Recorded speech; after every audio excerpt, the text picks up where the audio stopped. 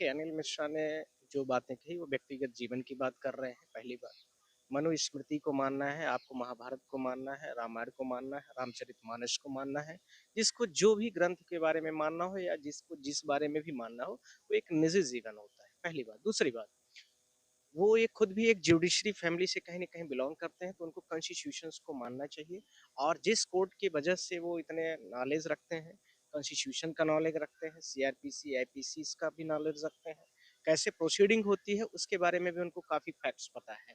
तो मुझे लगता है कि उसमें मनुस्मृति का कहाँ स्थान है और कहाँ अम्बेडकर के बारे में कहाँ अम्बेडकर का स्थान है, उसके बारे में बहुत वो समझदार हैं। तीसरी बात, जिस तरीके से ग्वालियर और चंबल के बेल्ट में इस तरह की भावनाएं बढ़ी हैं, उसमें सबसे बड़े 2 बड़े महत्वपूर्ण कारण थे। पहला ये है कि जिस प्रकार से चीज़ें बढ़ी और उससे कहीं न कहीं जनता के बीच में आक्रोश आया, पर पुलिस ने जो एफआईआर किया था, वो कहीं न कहीं पर गलत था, जिसको मुझे लगता है कि कल उनको बेल भी ग्रांट हो गई है और उसके साथ में मामले को भी खत्म कर दिया गया है। कोई भी एट्रोसिटी का एक्ट जो लगाया गया, उन पर जो आरोप लगाया गया था, कि उन्होंने गाली-गलौज किया है। मुझे नहीं लगता कि उन्होंने कोई गाली-गलौज किया है। उन्होंने तो सिर्फ़ और सिर्फ़ जो भी कहा कि ये मनुस्मृति को लेकर के और अंबेडकर साहब को लेकर के था, तो उनका वो निजी मामला था और उनको व्यापक स्तर पर उन्होंने बोला।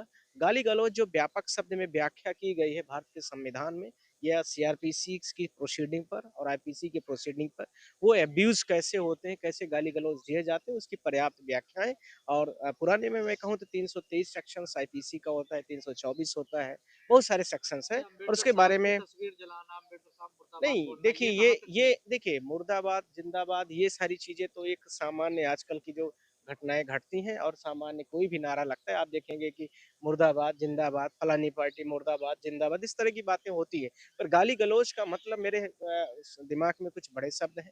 पहली चीज़, अम्बेडकर साहब की मूर्ति को और कोर्ट की प्रेमिसेस से या कहीं भी लगाई गई है, तो मुझे लगता है कि कोई भी व्यक्ति यदि ऐसी घटना को अंजाम दे रहा है, तो नहीं देना चाहिए। मेरे नज़र पर नहीं देना चाहिए और वो भारत देश के नहीं, वो विश्व के काफ़ी विद्वान व्यक्तियों में से एक हैं, वो हमारी धरोहर के रूप में हैं।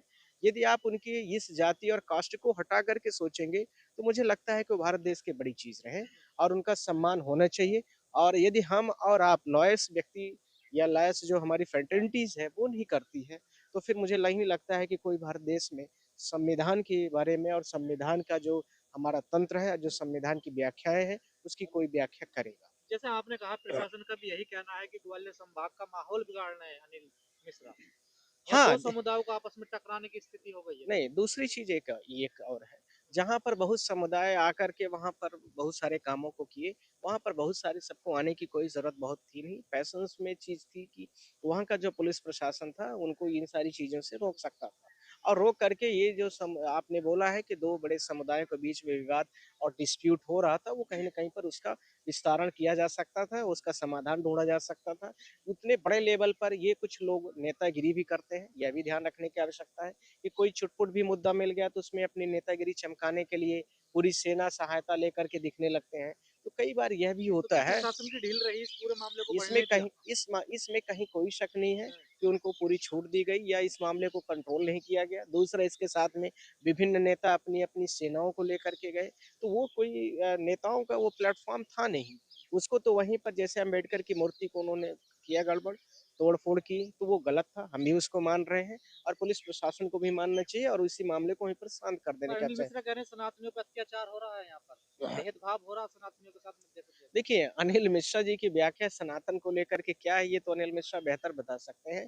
पर ये यदि उनके व्यक्तिगत नज़र में कहीं पर चीज़ें आ रही हैं, तो उसका पुलिस कंप्लेन करें, बहुत सारे रूट्स हैं और उस पे वो बात करें जा कर के और मुझे लगता है कि उसका समाधान है। आईपीसी, सीआरपीसी इसमें सब जगह पर उनको लेकर के कानून बनाए गए हैं और वहाँ पर उनको जगह दी गई है। उसको बड़े पर्याप्त तरीके से उसका समाधान ढूँढा जा सकता है। सुनियोजित तरीके से उस मामले को वहीं पर कॉन्ट्राडिक्ट करके खत्म किया जा सकता उमर है।